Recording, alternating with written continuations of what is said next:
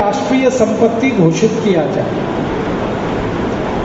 Supreme court ने सरकार को नोटिस दिया है। अब सरकार थोड़ी परेशान है। नोटिस में ये कहा गया है कि 258 लाख करोड़ किस किस का है ये बताए सरकार सुप्रीम कोर्ट को। तो अब सरकार किसका नाम ले, क्योंकि जिनका पैसा है वही सरकार चला रहे। तो तकलीफ ये है।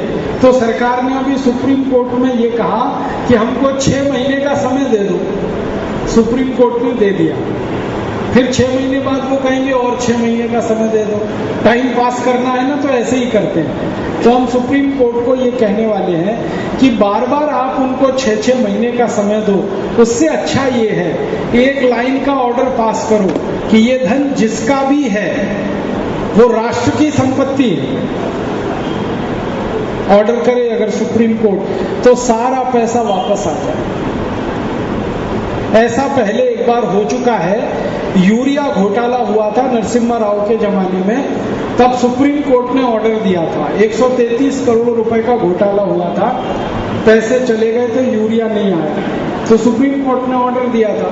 तो वो पैसे पकड़े गए थे स्विस बैंक में और नरसिम्हा राव के बेटे के खाते में निकले वो पैसे। तो सुप्रीम कोर्ट ने नरसिम्हा राव के बेटे को तो जेल भेज दिया था और पैसे वापस मंगा लिए थे।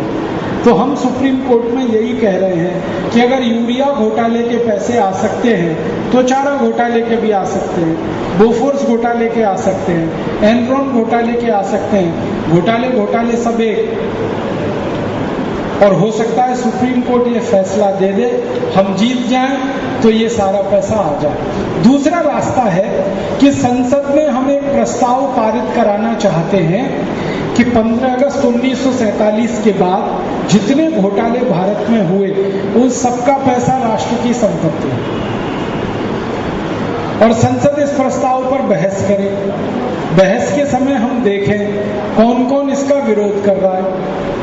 जो विरोध करेगा पक्की बात है पैसे उसी के हैं और खाता उसी का। जिस दिन ये प्रस्ताव संसद में आएगा ना, आप जरूर देखना टीवी पे और ये देखना आपका सांसद क्या कह रहा है। कोई आपका भी सांसद है ना लोकसभा में, उसकी पोल उसी दिन खुलेगी कि बेईमान है कि ईमानदार। अगर प्रस्ताव का समर्थन करे तो ईमानदार है, ना करे तो बेईमान। तो सारे देश को हम ये बताना चाहते हैं बेईमान कौन, ईमानदार कौन। मान लो बेईमान ज्यादा है संसद में तो हमारा प्रस्ताव गिरेगा, यही होगा ना। तो हमने अगला संकल्प लिया है कि 2014 में जब देश में चुनाव आएगा लोकसभा का, तब हम देश के लोगों से अपील करेंगे कि कई सांसद हमको जिता कर दो जो 258 लाख करोड़ रुपए को वापस लाए। और ये इतनी बड़ी रकम है कि 125 साल तक हम देश को बिना एक पैसा टैक्स लिए चला सकते हैं। ये इतनी बड़ी रकम है। तो हम देश के सामने ये मुद्दे को प्रस्तुत करेंगे। परम पूजनीय स्वामी रामदेव जी खुद बोल रहे हैं कि 2014 के चुनाव में वो एक एक क्षेत्र में जाएंगे और लोगों से अपील करेंगे। हो सकता है कि लोग हमारी अपील पर ध्यान दें और हमें कुछ सांसद मिल जाएं जो चुन कर आए और जो इस काम को कर दें और 258 लाख करोड़ वापस आ जाए। हमें उम्मीद है कि हमें ऐसे सांसद मिलेंगे, क्योंकि एक बार ऐसी अपील जयप्रकाश नारायण ने की थी 1977 में और उनकी अपील पर 377 सांसद चुनकर आए थे संसद, जबकि जेपी के पास पार्टी नहीं थी, फंड भी नहीं था, फिर भी 377 सांसद जीते थे। और सांसद पहले जीते थे, पार्टी बाद में बनी थी, जनता पार्टी। तो अगर जेपी को भारत के लोग 377 सांसद चुनकर दे सकते हैं तो परम पूजनीय स्वामी रामदेव जी को क्यों नहीं दे सकते। तो हमारा ये योजना है कि 2014 में हम ये करेंगे, किसी भी तरह से 258 लाख करोड़ रुपए वापस लाना है। तरीका कुछ भी हो। और एक तरीका है, संयुक्त राष्ट्र महासंघ से भारत ने एक ट्रीटी साइन की है, अगर इस ट्रीटी का पार्लियामेंट में अनुमोदन हो जाए तो भी ये पैसा आ जाएगा।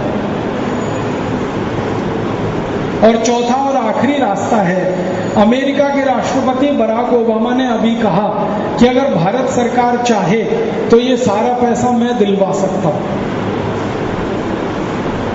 क्यों? बराक ओबामा ने अपना पैसा निकाला है स्विस बैंक से, उसका 780 अरब डॉलर उसने निकाला, तो वो कह रहा मैं भारत का भी दिलवा सकता हूं। तो ये भी एक रास्ता है अपने पास। हम बराक ओबामा से मदद क्यों नहीं ले सकते? 20 कामों में हम उससे मदद मांग रहे हैं। पाकिस्तान के आतंकवादियों को मारने के लिए हम बराक ओबामा से मदद मांग रहे हैं, तो 258 लाख करोड़ लाने के लिए क्यों नहीं मदद ले सकते? तो रास्ते तो अपने पास हैं। और एक आखिरी रास्ता है, पांचवा, वो रास्ता ये है कि 15 अगस्त 1947 से आज तक जितनी करेंसी छपी है देश में, इस पूरी करेंसी को वापस ले लो।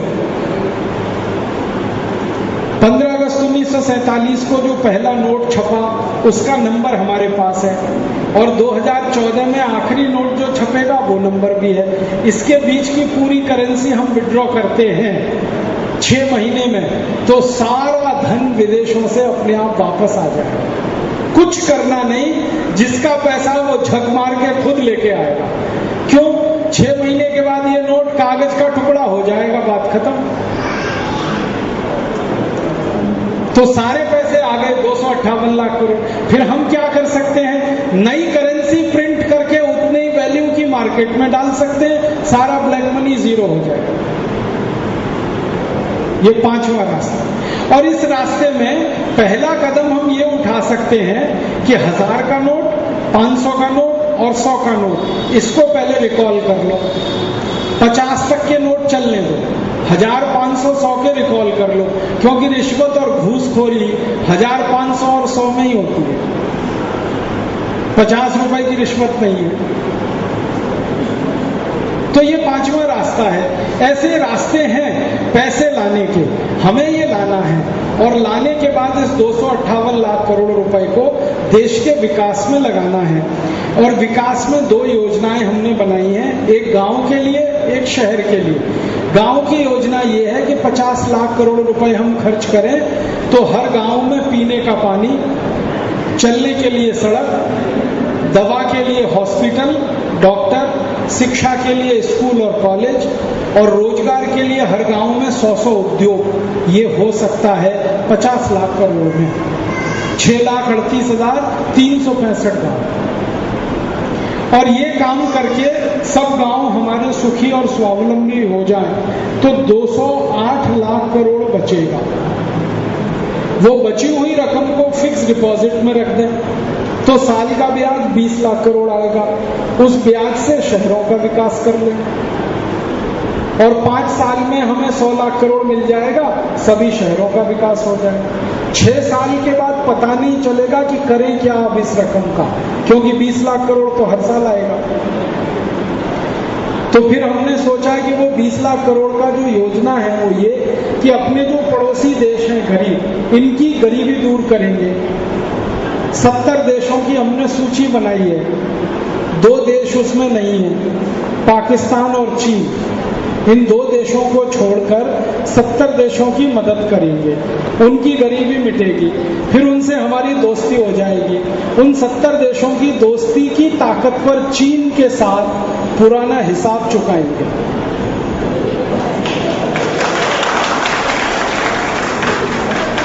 हमारे देश की 72,000 वर्ग मील जमीन चीन ने दबा रखी है 1962 से, ये वापस लेंगे। नेहरू जी की गलती से ये जमीन गई थी, अब वो गलती सुधार के वापस ले रहा है। चीन कैसे वापस देगा इस जमीन को? तिब्बत का सवाल उठाएंगे तो चीन वापस देगा जमीन, तिब्बत को आजाद कराएंगे 70 देश मिलके, और तिब्बत जैसे ही आजाद हुआ 72,000 वर्ग मील जमीन हमारी वापस आई। और एक बार हम ये कर पाए तो 1962 के शहीदों की आत्मा को शांति मिलेगी जो लड़ते लड़ते मारे गए इस जमीन को बचाने। फिर दूसरा, हमें पुराना हिसाब चुकाना है पाकिस्तान से। पाकिस्तान ने बहुत तकलीफ दी है हमको। आतंकवादियों के अड्डे जहां जहां चल रहे हैं, इनको तो ध्वस्त करना ही है 70 देशों की मदद से। और चीन पाकिस्तान को अगर हमने संतुलित कर लिया तो दुनिया भर के देशों में हमारी इज्जत और हमारी हैसियत दोनों बढ़ेगी। अभी दुनिया के देश ये मानते हैं कि भारत करता कुछ नहीं है, बस बोलता है, फिर हम करेंगे, बोलेंगे नहीं, ताकि दुनिया देखे कि हम करते भी। और एक काम करना है, 70 देश जो हमारे साथ आए तो इनकी मदद से अंग्रेजों के खिलाफ एक मुकदमा लड़ना है अंतर्राष्ट्रीय अदालत में। अंग्रेजों ने 250 साल हमारे देश में से जो पैसा लूटा वो वापस लाना है ब्याज सहित, और इसके लिए मुकदमा लड़ना है। और उस मुकदमे की तैयारी हम कर रहे हैं, और उसकी तैयारी के लिए 50,000 डॉक्यूमेंट्स हमने इकट्ठे किए अंग्रेजों की लूट के, जो उन्होंने भारत में की 1757 से लेकर 1947 तक। और वो दस्तावेज सारे लंदन से हमने इकट्ठे किए हैं, हाउस ऑफ कॉमन्स की लाइब्रेरी से, और वो सब ओरिजिनल डॉक्यूमेंट्स हैं जिसको अंग्रेज भी झुठला नहीं सकते। और जिन जिन वकीलों से हमने बात की वो कहते हैं कि मुकदमा हम ही जीतेंगे क्योंकि सबूत हमारे पास है। और कई वकील तो ये कह रहे हैं कि खाली मुकदमा पेश करने की देर है अंतर्राष्ट्रीय अदालत में, 3 महीने में फैसला हमारे पक्ष में आएगा। तो ये भी करना है, और ये काम अगर हम कर पाए तो इंग्लैंड से हमें 450 लाख करोड़ रुपए मिलेगा ब्याज सहित। और ये 450 लाख करोड़ को हम सोने के रूप में लाके अगर रिजर्व बैंक में रख दें तो देश के रुपए की कीमत 50 गुनी बढ़ जाएगी। अभी $1 50 रुपए है, फिर $1 1 रुपया हो जाएगा। और डॉलर और रुपया अगर बराबर हुआ तो जो निर्यात हम कर रहे हैं इस समय 8 लाख करोड़ का, वो निर्यात हो जाएगा 400 लाख करोड़ का। और जो आयात कर रहे हैं वो घट जाएगा 50 गुना, निर्यात बढ़ जाएगा 50 गुना, तो ट्रेड सरप्लस होगा। और ट्रेड सरप्लस हमारा अगर 400 लाख करोड़ का है तो ये चीन से भी ज्यादा है और अमेरिका से भी ज्यादा है। हम चीन और अमेरिका दोनों से आगे निकल जाएंगे। और अगर रुपया डॉलर बराबर हुआ तो एक बड़ी क्रांति आएगी कि जो भारतवासी अमेरिका में हैं ये सब वापस लौट के आ जाएंगे। 4 करोड़ भारतवासी इस समय विदेशों में हैं। ये इसलिए गए हैं कि $1 में 50 रुपए है। जब $1 रुपया हो जाएगा ये वापस आ जाएंगे। ये वापस आएंगे तो इनका जो ब्रेन है वो देश के काम में आएगा। और इनका ब्रेन कितना है, अमेरिका की सबसे बड़ी संस्था नासा, उसमें 36% वैज्ञानिक भारत के हैं। अमेरिका की सबसे बड़ी university MIT, Massachusetts institute of technology, उसमें 53% इंजीनियर भारत के। अगर ये सब वापस आ गए तो हम तो नासा जैसी 100 संस्थाएं बनाएंगे, MIT जैसी 200 यूनिवर्सिटी बनाएंगे। और इतनी अच्छी संस्थाएं जब भारत में होंगी तो सारे दुनिया के लोग भारत में पढ़ने आएंगे। अभी उल्टा है, हम अमेरिका जाते हैं फिर वो आएंगे यहाँ पर। और अगर दुनिया के लोग भारत में पढ़ने आए तो वो पुराना जमाना लौटेगा। तक्षशिला और नालंदा 2 बड़े विश्वविद्यालय थे, हजारों विदेशी पढ़ने आते थे। भारत उस समय सोने की चिड़िया था, फिर भारत सोने का शेर बनेगा। अब सोने की चिड़िया नहीं बनाना है, अब सोने का शेर बनाना है। क्योंकि चिड़िया था इसलिए लूट लिया विदेशियों ने, शेर होता तो कोई हाथ लगा के देखता, तो फिर सोने का शेर बनेगा। दुनिया भर के लोग यहाँ पढ़ने आएंगे, भारत में काम करने के लिए आएंगे। भारत के लिए सारी दुनिया गर्व से सलाम करेगी, सिर झुकाएगी, और भारत फिर विश्वगुरु बन जाएगा। ऐसा भारत बनाने का हमारा सपना है। इस सपने में भारत स्वाभिमान एक साधन की तरह से हमने बनाया। भारत स्वाभिमान साधन है, लक्ष्य नहीं है। लक्ष्य तो भारत बनाना है, भारत स्वाभिमान उसके लिए एक इंस्ट्रूमेंट है, एक मशीन के जैसा है, टेक्निक के जैसा है। अब आप इसमें थोड़ी हमारी मदद करें तो ये काम होगा। मदद क्या? हमें 5 करोड़ लोग मेंबर बनाने, ये काम पूरा करने का, और 5 करोड़ में से आप एक एक मेंबर हो सकते हैं।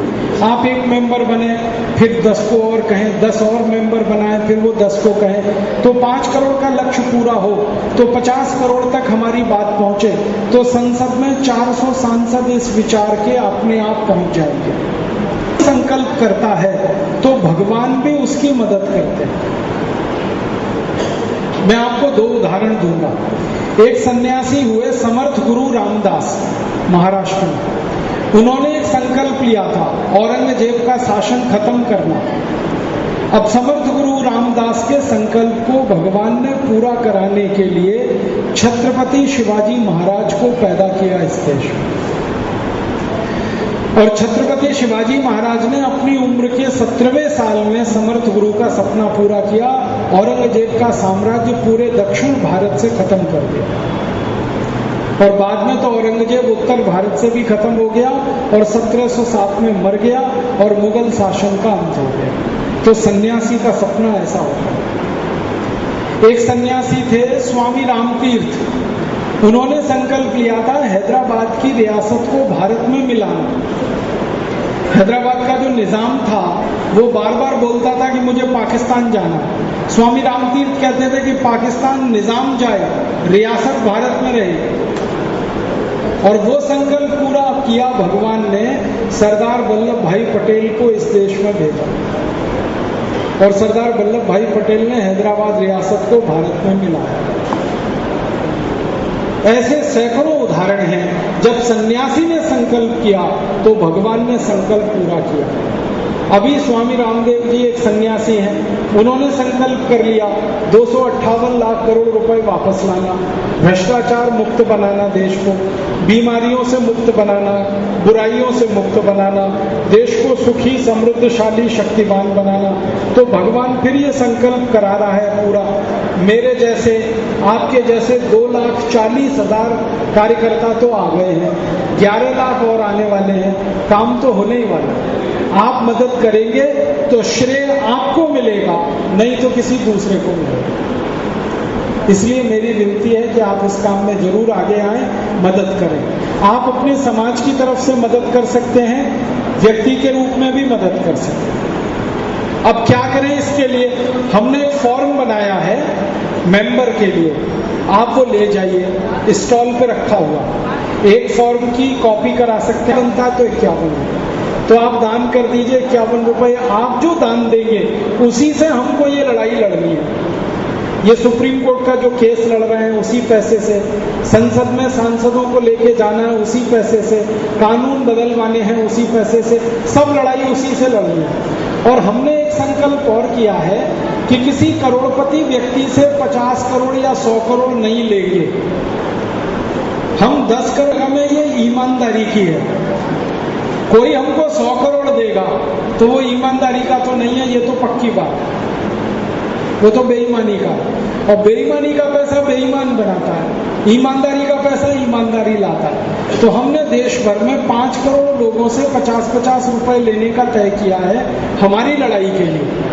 तो आप 50-51 रुपए देंगे, हमारा फंड बनेगा, और आप मेंबर बनेंगे तो हमारी ताकत बनेगी। इसके बारे में गांधी जी कहते थे कि हर व्यक्ति खादी पहने तो भारत में कोई बेरोजगार ही ना रहे। तो उस खादी को हमने फिर जीवित करने की कोशिश की है। हाथ से बुनी, हाथ से कती, और बहुत अच्छी प्रिंट की खादी यहाँ है। शायद बाजार में आपको ना मिले, आप थोड़ी थोड़ी लें। हमारे कार्यकर्ताओं की मदद हो, हमारे अभियान की मदद हो। सीडी आप लें और इसकी कॉपी करके लोगों को दें, पुस्तक लें, दूसरों को पढ़ने को दें, खुद पढ़ें और हमारे मेंबर बने। मेंबरशिप के लिए ये फॉर्म है, आप यहाँ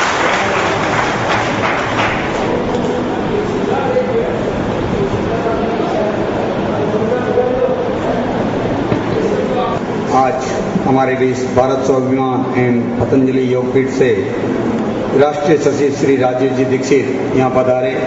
हमने पहले भी इनका प्रोग्राम बनाया था कि ये मदुरई पधारे, लेकिन हमारे को उस समय मौका नहीं मिला।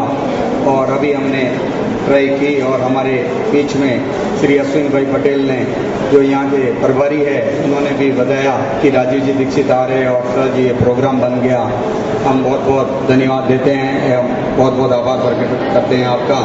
इनके साथ ही संपत कुमार जी जो प्रदेश अध्यक्ष भारत स्वाभिमान से बता रहे हैं और इनके साथ श्री निरंजन भाई किसान संगठन प्रदेश अध्यक्ष एवं पलट टाइम के संपादक जो हमारे हर सप्ताह एक मदुरई में पलट टाइम आता है उनके आप संपादक है। हमें इनका बहुत बहुत सहयोग प्राप्त होता है मदुरई की न्यूज़ लगाने में, उनके लिए हम बहुत बहुत धन्यवाद। और इसी क्रम में मैं आज के आयोजक श्री शकल श्री संघ की तरफ से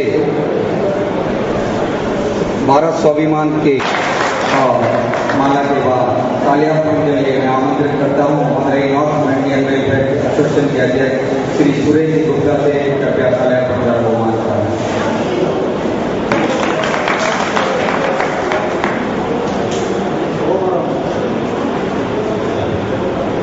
और साहित्य धारा बहुमान के लिए मैं आमंत्रित करता हूँ श्री सुमतीनाथ जी ने आमंत्रित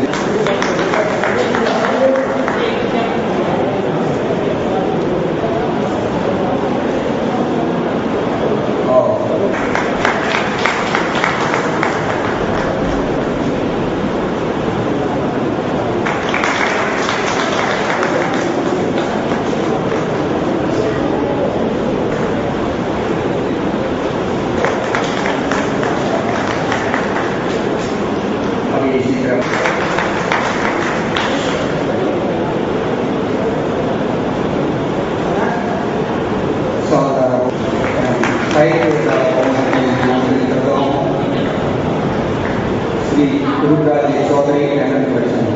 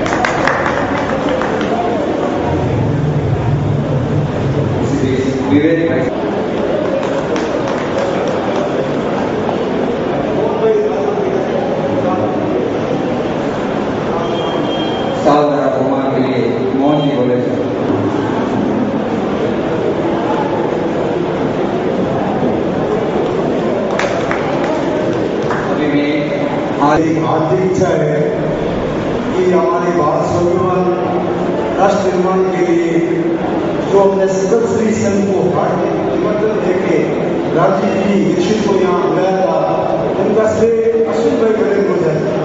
अश्विन भाई ने मेरे को 2 साल पहले सीखा था और आपके हर कमरों पे आपके विचारों पे चलने का मन में ठान लिया है। तो मैं अश्विन भाई का सादा आनंद के द्वारा बहुमान करना चाहता हूँ।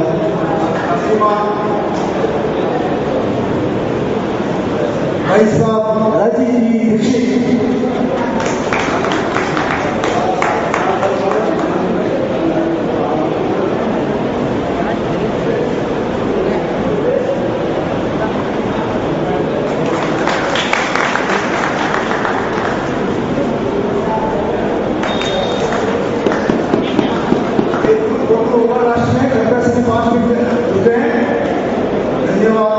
आपके बहुत बहुत आभार है और बात से बदल हुए मेहमान हम सभी आपका कृतज्ञता है। आपके प्रति आभारी हो।